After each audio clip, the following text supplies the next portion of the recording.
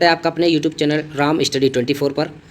साथियों, उत्तर प्रदेश पुलिस भर्ती से संबंधित हम जीके जीएस का ये स्पेशल जीके प्रैक्टिस सेट जो सामान्य ज्ञान का प्रैक्टिस सेट चला रहे हैं। हमारे जो यूपी पुलिस का जो री एग्जाम होने वाला है उसके लिए बहुत ही इंपॉर्टेंट प्रैक्टिस सेट होने वाला है। हमने इसमें 37 क्वेश्चन रखे हैं और हमने इसी प्रकार का एक और प्रैक्टिस सेट हमने अपना प्ले लिस्ट में डाल दिया है। अगर आपने उसको नहीं देखा है तो हमारे सामान्य यूपी पुलिस भर्ती 2024 सामान्य ज्ञान प्लेलिस्ट में जाकर आप उस प्रैक्टिस सेट को देख सकते हैं। साथियों, ये प्रैक्टिस सेट बिल्कुल हमने परीक्षा ओरिएंटेड बनाया है, जो कि सिलेबस होता है उसी के आधार पर हमने इस प्रैक्टिस सेट को बनाया है। इसमें यूपीजी के इतिहास, भूगोल, पॉलिटी और हमारा जो भी करंट अफेयर्स के क्वेश्चन बनते हैं, जितने भी जैसे सोशल मीडिया है, जैसे यूपी पुलिस में जैसी जीके आती है सेम यूपी पुलिस के लिए यूपी पुलिस पैटर्न पर आधारित है। तो आप अपने इस प्रैक्टिस सेट को लगाएं और आपके कितने क्वेश्चन सही हो रहे हैं ये भी आप कमेंट बॉक्स में अवश्य बताएं। तो चलिए शुरू करते हैं हम अपने इस प्रैक्टिस सेट को। हमारे प्रैक्टिस सेट का पहला क्वेश्चन है, देखिए 2011 की जनगणना के अनुसार किस राज्य की महिला साक्षरता दर सबसे अधिक है। तो 2011 की जनगणना के अनुसार आपसे महिला साक्षरता दर पूछी जा रही है जो कि किस राज्य की सबसे अधिक है। तो देखिए इसका सही जवाब हो जाएगा हमारा ऑप्शन बी, केरल। केरल राज्य की महिला साक्षरता दर सबसे अधिक है। ठीक है, तो इसकी साक्षरता दर है हमारी 93.3% और हिमाचल प्रदेश की उसके बाद दूसरे नंबर पर है, इसकी है 83.4%। ठीक है, और ओवरऑल अगर पूछी जाए तो केरल की है और पुरुषों की साक्षरता भी पूछी जाए तो वो भी केरल की है। तो आइए अपने दूसरे क्वेश्चन की ओर चलते हैं। हमारा दूसरा क्वेश्चन है, 12वीं शताब्दी में सूफी संत ख्वाजा मोइनुद्दीन चिश्ती कहाँ बसे थे। तो ख्वाजा मोइनुद्दीन चिश्ती की दरगाह के बारे में बस आपसे पूछा जा रहा है, यानी वे कहाँ बसे थे, वहीं उन्होंने दरगाह बनाई थी। तो इसका जवाब है ऑप्शन सी, अजमेर। तो अजमेर में ख्वाजा मोइनुद्दीन चिश्ती की दरगाह है। आइए अगले क्वेश्चन की ओर चलते हैं। अगला क्वेश्चन है हमारा क्वेश्चन नंबर 3, सोडा वाटर बनाने के लिए किस गैस का उपयोग किया जाता है। जो सोडा वाटर होता है ना, जैसे कि अपने कोल्ड ड्रिंक है, इस प्रकार के ये विस्की है, ये जो पिया होगा ये सोडा वाटर के उसमें आता है। तो आपको बताना है कि ये किस गैस से बनाई जाती है। तो ये इसका सही जवाब है, ये कार्बन डाइऑक्साइड गैस के द्वारा इसको बनाया जाता है। कंप्रेस्ड करके उस लिक्विड में इस गैस को मिलाया जाता है। आइए अगले क्वेश्चन की ओर चलते हैं। अगला क्वेश्चन है हमारा, भारत में मसालों और नमक के निर्यात को संभालने के लिए निम्नलिखित में कौन सा समुद्री बंदरगाह जिम्मेदार है।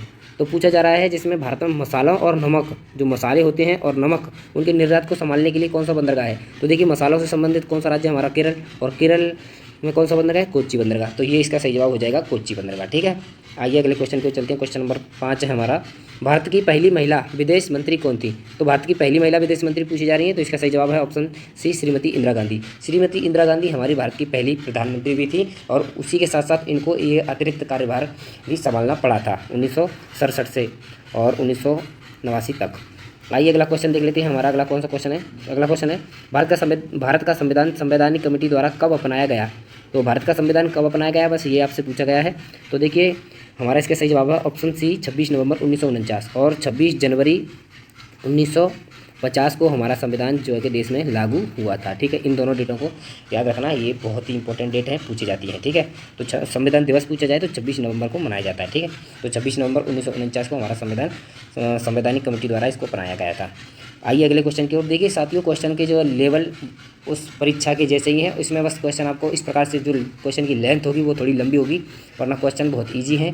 सब ऐसे ही क्वेश्चन पूछे जाते हैं, बस आपको घुमाने का प्रयास किया जाता है क्वेश्चनों में, लेकिन आपको घूमना नहीं है। आइए अगले क्वेश्चन को चलते हैं। ई गवर्नेंस में G2C किसको संबोधित करता है। तो G2C किसको संबोधित करता है, तो ये करता है सरकार से नागरिक, सरकार से नागरिक को संबोधित करता है। यानी जी का मतलब हो गया गवर्नमेंट और टू यानी सरकार से, टू नागरिक यानी सिटीजन। तो सरकार से नागरिक यानी गवर्नमेंट टू सिटीजन। ठीक है, इसका ये सही जवाब हो जाएगा।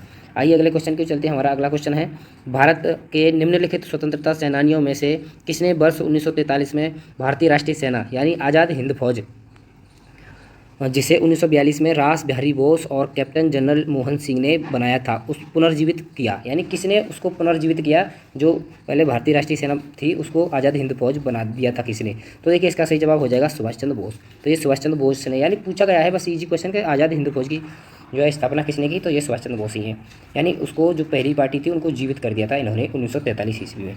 आइए अगले क्वेश्चन की चलते हैं। अगला क्वेश्चन क्या है हमारा, इतिहास से, हर्षवर्धन ने दक्कन में मार्च करने के लिए नर्मदा नदी को पार करने की कोशिश की, लेकिन चालुक्य वंश के शासक ने रोक दिया। तो उस चालुक्य वंश के शासक के बारे में आपसे पूछा गया है, वो कौन थे जो वे चालुक्य वंश के शासक जिन्होंने हर्षवर्धन को नर्मदा नदी के तट पर हरा दिया था, बस यह पूछा गया है। तो इसका सही जवाब है ऑप्शन ए पुलिकेशिन द्वितीय। पुलिकेशिन द्वितीय ने राजा हर्षवर्धन को हराया था। ठीक है, ये 1642 ईस्वी की बात है, 1618 ईस्वी की।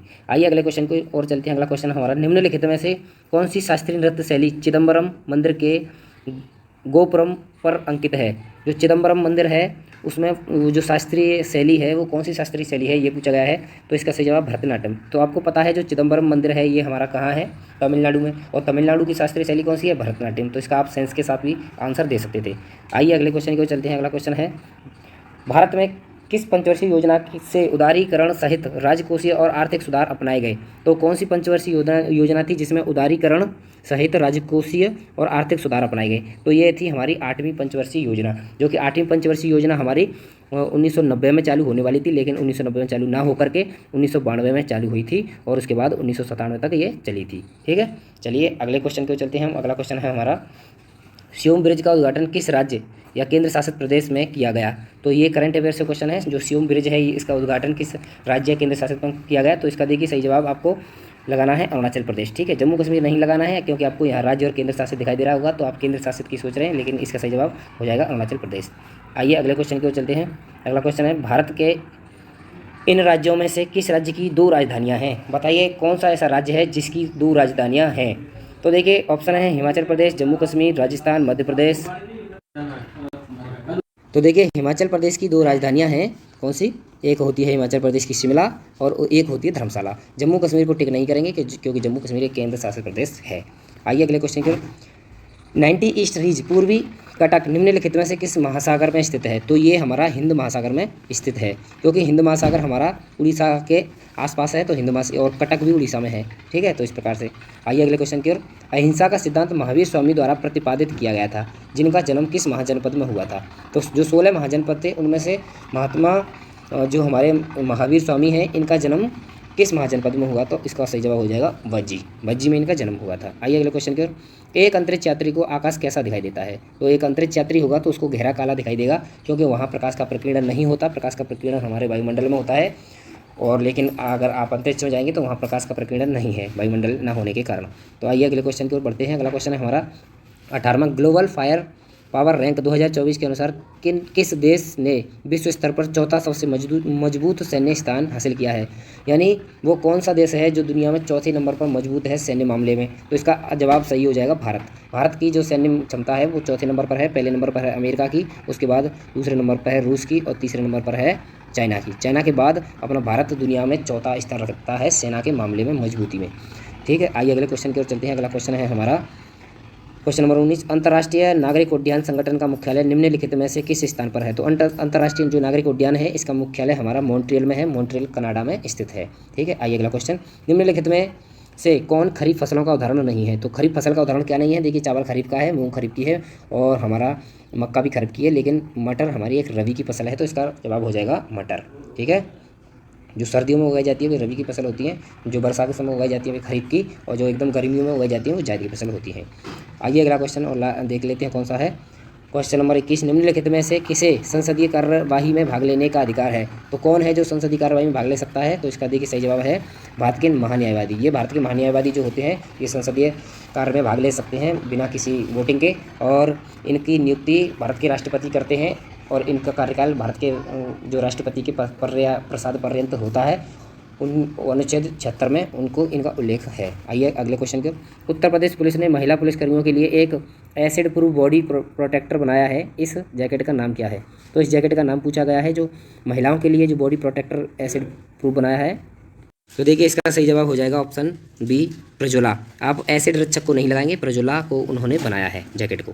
आइए अगले क्वेश्चन की ओर चलते हैं। स्वतंत्र भारत का संविधान बिना किसी बाहरी हस्तक्षेप के वयस्क मताधिकार के आधार पर निर्वाचित संविधान द्वारा बनाया जाना चाहिए। ये बयान किसका था? तो ये था हमारा किसका? जवाहरलाल नेहरू का। ठीक है, आइए अगला क्वेश्चन, पहला चंबल कटहल उत्सव उत्तर प्रदेश के किस जिले में मनाया गया? तो देखिए चंबल कटहल उत्सव बनाया गया है, तो ये उत्तर प्रदेश के जिले में है, तो ये इटावा में। देखिए चंबल नदी यमुना से इटावा के पास जाकर मिलती है, तो वहीं ये उत्तर प्रदेश में जाती है, तो वहीं इटावा है, तो इटावा इसका सही जवाब हो जाएगा। अगला क्वेश्चन है, उत्तर प्रदेश के किस जिले में कीचोच दरगाह शरीफ है? तो ये कीचोच जो दरगाह शरीफ है ये अम्बेडकर नगर में स्थित है। अगर ये अगला क्वेश्चन है, निम्नलिखित में से कौन सी आर्थिक क्रिया नहीं है? तो आर्थिक क्रिया हमारी कौन सी नहीं है? जो आधारित समाज सेवा है ये नहीं है, बाकी खेती है, परिवहन है और नौकरी है। तो इसका सही जवाब हो जाएगा आधारित समाज सेवा। समाज सेवा को हम बिना किसी पैसे के लोभ से भी कर सकते हैं, लेकिन खेती को पैसे के लोभ से ही करना होगा, परिवहन जो है उसी हिसाब से करते हैं, और नौकरी को भी। चलिए आइए अगला क्वेश्चन, निम्नलिखित भारतीय लेखकों में से किसने माई स्टोरी नामक आत्मकथा लिखी? तो ये कमला दास ने माई स्टोरी नामक आत्मकथा को लिखा। अगला क्वेश्चन, मानव अधिकार संरक्षण अधिनियम 1993 लागू किया, बताइए लागू किया था, ये कब किया था? तो ये 28 सितंबर 1993 को लागू किया था। आइए अगला क्वेश्चन, भारतीय उपमहाद्वीप की 3 मुख्य महत्वपूर्ण नदियों का स्रोत मानसरोवर झील के पास है। ये नदियां हैं कौन सी हैं जो मानसरोवर झील के पास से निकलती हैं? तो इसका सही जवाब ब्रह्मपुत्र, सिंधु और सतलज, ये तीनों नदी हैं जो मानसरोवर झील के पास से निकलती हैं। अगला क्वेश्चन है, मानव तस्करी निवारण संरक्षण और पुनर्वास बिल किस वर्ष में पारित किया था? तो ये पारित किया था 2018 में। ठीक है, आइए अगला क्वेश्चन है, महलवारी व्यवस्था नामक एक नई भू राजस्व व्यवस्था किसने तैयार की? तो ये देखिए किसने तैयार की, होल्ट मैकेंजी ने इसको तैयार किया था। ऑप्शन 4 इसका सही जवाब हो जाएगा। अगला क्वेश्चन है, निम्नलिखित में से किस संगठन ने सारथी मोबाइल ऐप लॉन्च किया है? तो देखिए ये जो सेबी होती है इसने ही सारथी मोबाइल ऐप लॉन्च किया है। ठीक है, आइए अगला क्वेश्चन, विश्व दलहन दिवस हर साल 10 फरवरी को मनाया जाता है और विश्व दलहन दिवस 2024 का विषय क्या है? जो इस वर्ष जो विश्व दलहन दिवस मनाया गया इसका देखिए ये है ऑप्शन, इसका दूसरा कौन सा है? इसका दूसरा ऑप्शन इसका पल्सेस, इसकी थीम है pulses nourishing soils and peoples, ये इसका थीम है इस बार का। आइए अगला क्वेश्चन है, निम्नलिखित में कौन भारतीय वस्तु एवं सेवा कर परिषद का हिस्सा नहीं है? तो ये हमारे केंद्र शासित प्रदेश के उपराज्यपाल जो होते हैं ये भारतीय वस्तु एवं सेवा कर के परिषद के हिस्सा नहीं होते। आइए अगला क्वेश्चन है, गन्ने में लाल सड़न का कारण निम्नलिखित में कौन सा है? तो बताइए किसके कारण होता है गन्ने में लाल सड़न? तो ये फंगस के कारण लगता है लाल सड़न। अगला क्वेश्चन है 36वां, निम्नलिखित में से कौन सा भारत का राष्ट्रीय जलीय पशु है? तो कौन सा जलीय पशु है? तो ये हमारी गंगा डॉल्फिन है जो भारत की राष्ट्रीय जलीय पशु है। और अंतिम क्वेश्चन देख लेते हैं हम हमारे इस प्रैक्टिस सेट का, भारतीय नौसेना ने किस स्थान पर पहली स्वदेशी रूप से विकसित एंटी शिप मिसाइल का परीक्षण किया? तो ये विशाखापट्टनम में इसका परीक्षण किया है। साथियों ये हमारा प्रैक्टिस सेट यहीं खत्म होता है और आपको इस प्रैक्टिस सेट में आपके कितने क्वेश्चन सही हुए आपको कमेंट बॉक्स में लिख के बताना है। वीडियो अगर पसंद आई हो तो वीडियो को लाइक करें, चैनल को सब्सक्राइब करें और हमारे प्लेलिस्ट में जाकर आप हमारे उन प्रैक्टिस सेटों को भी देख सकते हैं। और हमने जीके जीएस के भी प्रैक्टिस सेट चलाए थे और हिंदी के भी प्रैक्टिस सेट चलाए हैं, उनको भी आप देख सकते हैं प्लेलिस्ट में जाकर के। नमस्कार, धन्यवाद।